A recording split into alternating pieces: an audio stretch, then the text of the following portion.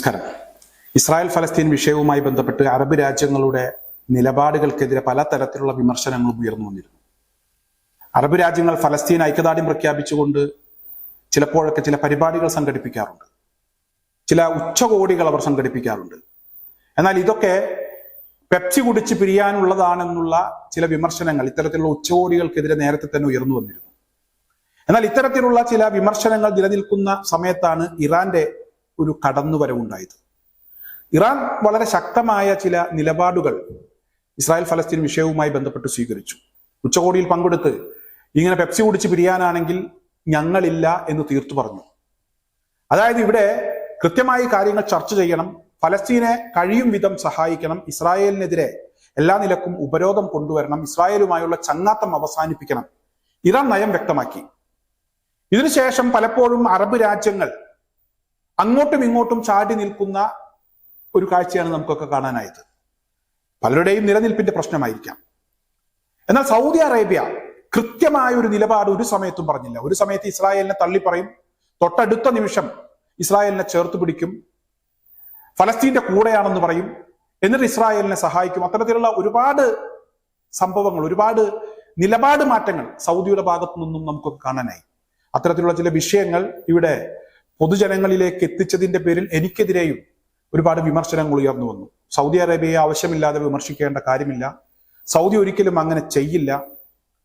ഒരു ഇസ്ലാമിക രാജ്യമാണ് സൗദി അറേബ്യ. ഇന്ന് സൗദിയിൽ നടക്കുന്നത് ഒരു ഇസ്ലാമിക ഭരണമല്ല. ഒരു നിലക്കും നമുക്ക് ന്യായീകരിക്കാൻ കഴിയാത്ത, അതായത് ഒരു വൃത്തികെട്ട രീതി എന്ന് വേണമെങ്കിൽ നമുക്ക് പറയേണ്ടി വരും. അത്തരത്തിലാണ് സൗദി ഇപ്പോൾ മുന്നോട്ട് പോയിക്കൊണ്ടിരിക്കുന്നത്. പലപ്പോഴും മറ്റ് അറബ് രാജ്യങ്ങളെ വെച്ച് നോക്കുമ്പോൾ സൗദിയുടെ ഭാഗത്തു നിന്നാണ് പലപ്പോഴും മോശമായിട്ടുള്ള പല നീക്കങ്ങളും ഉണ്ടായത്. ഫലസ്തീനെ സഹായിക്കണ്ട, അവർക്ക് ഭക്ഷണം കൊടുക്കണ്ട, അവരെ ഒരു നിലക്കും സഹായിക്കണ്ട, പക്ഷേ അവരെ ഉപദ്രവിക്കാതിരിക്കാം സൗദി അറേബ്യക്ക്. പക്ഷെ സൗദിക്ക് അതിന് കഴിയുന്നില്ല, സൗദി ഭരണാധികാരിക്ക് അതിന് കഴിയുന്നില്ല. കാരണം ഇന്നത്തെ സാഹചര്യത്തിൽ ഇസ്രായേലിനെ പോലെ തന്നെ ഫലസ്തീൻ ഒരു ആളില്ലാത്ത ദ്വീപാക്കി മാറ്റുക, അതുപോലെ തന്നെ ഗസ ഒരു ആളില്ലാത്ത ദ്വീപാക്കി മാറ്റുക എന്നുള്ളത് സൗദിയുടെ കൂടെ ഒരു ലക്ഷ്യമാണ്. ഇത് ഞാൻ നേരത്തെ പറഞ്ഞതാണ്.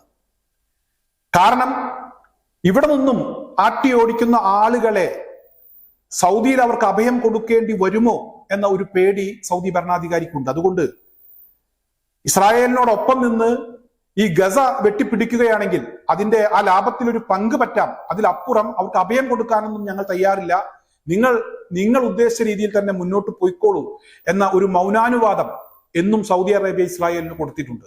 ഈ വിഷയം പലപ്പോഴും തുറന്നു പറയേണ്ടി വന്നിട്ടുണ്ട്. എന്നാൽ അതിനെതിരെ പല വിമർശനങ്ങളും ഉണ്ടായിട്ടുണ്ട്. ഒരു കാര്യം മനസ്സിലാക്കുക, ഇന്ന് അമേരിക്കയിൽ പോലും വലിയ രീതിയിലുള്ള പ്രക്ഷോഭങ്ങൾ നടക്കുകയാണ്, വിദ്യാർത്ഥി പ്രക്ഷോഭങ്ങൾ നടക്കുകയാണ്. വംശഹത്യയുമായി ബന്ധപ്പെട്ട് ഇസ്രായേൽ ഫലസ്തീനിൽ നടത്തിയ വംശഹത്യയുമായി ബന്ധപ്പെട്ട് വലിയ രീതിയിലുള്ള പ്രക്ഷോഭങ്ങൾ നടക്കുമ്പോൾ സൗദി അറേബ്യയിൽ അവിടുത്തെ പൗരന്മാർക്ക് പ്രതികരിക്കാൻ പോലുമുള്ള അവകാശം ആ ഭരണാധികാരി നിഷേധിച്ചിരിക്കുകയാണ്. അത്തരത്തിലുള്ള വാർത്തകളാണ് പുറത്തു വരുന്നത്.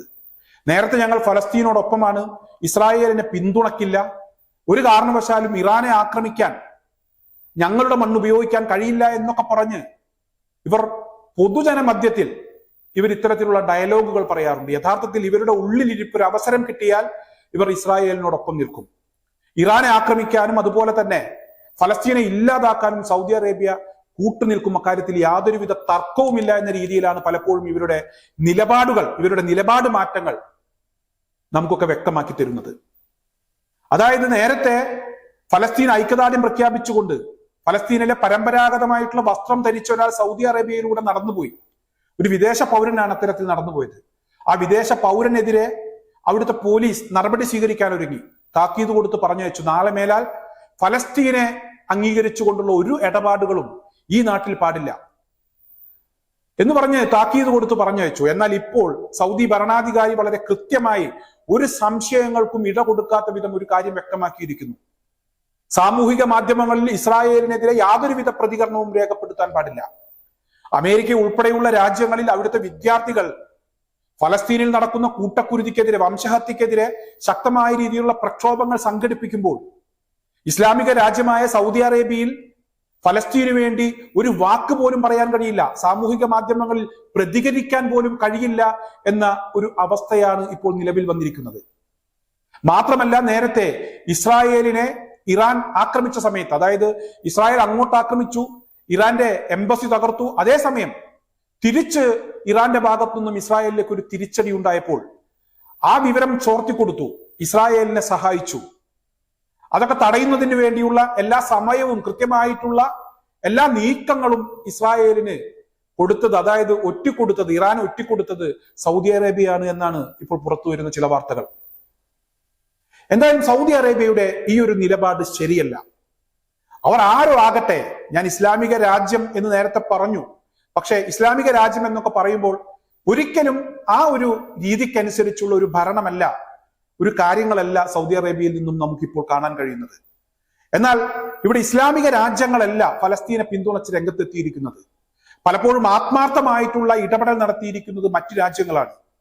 അമേരിക്കയിലെ, ഞാൻ പറഞ്ഞല്ലോ, അമേരിക്കയിലെ ഭരണാധികാരികൾ അവർ ഫലസ്തീനെ ഇല്ലാതാക്കാൻ വേണ്ടി ശ്രമിക്കുന്നുണ്ടെങ്കിൽ അവിടുത്തെ സാധാരണക്കാരായിട്ടുള്ള ആളുകൾ 100% ഇന്ന് ഫലസ്തീനൊപ്പമാണ്.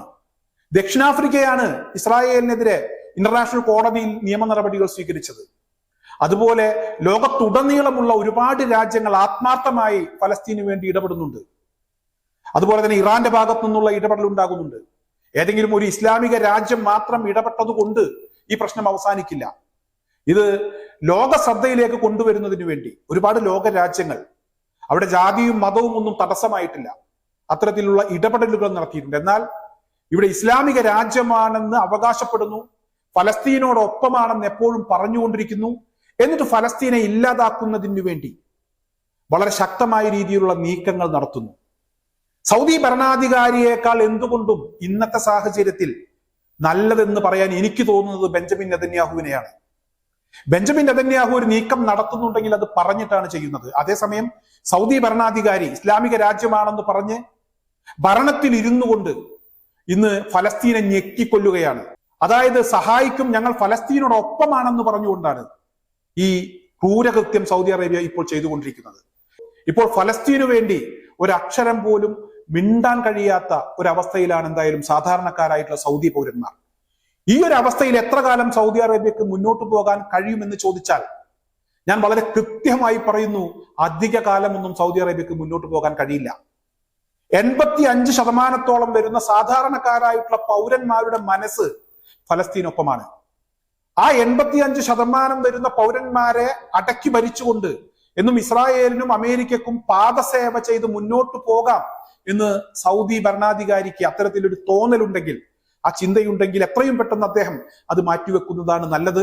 സൗദി അറേബ്യയിൽ അധികം വൈകാതെ ഒരു ആഭ്യന്തര കലാപം പൊട്ടി പുറപ്പെടാനുള്ള സാധ്യത അത് ഇപ്പോൾ വളരെ അടുത്തു തന്നെ കാണുന്നുണ്ട്. മാത്രമല്ല, യമനിലെ ഹൂത്തികൾ വളരെ കൃത്യമായി കഴിഞ്ഞ ദിവസം പറഞ്ഞിട്ടുണ്ട്, ഇസ്രായേലുമായി സൗദി അറേബ്യ അടുക്കുകയാണെങ്കിൽ ഞങ്ങൾ നോക്കിയിരിക്കില്ല എന്ന് ഹൂത്തികൾ വ്യക്തമാക്കിയിട്ടുണ്ട്. ഒരു സമയത്ത് ഹൂത്തികളുടെ തിരിച്ചടികൾക്ക് മുന്നിൽ പതറിയ രാജ്യമാണ് സൗദി അറേബ്യ. അമേരിക്ക വിചാരിച്ചിട്ടൊന്നും സൗദിക്ക് ഹൂത്തികളുമായിട്ടുള്ള യുദ്ധത്തിൽ വിജയിക്കാൻ കഴിഞ്ഞിട്ടില്ല.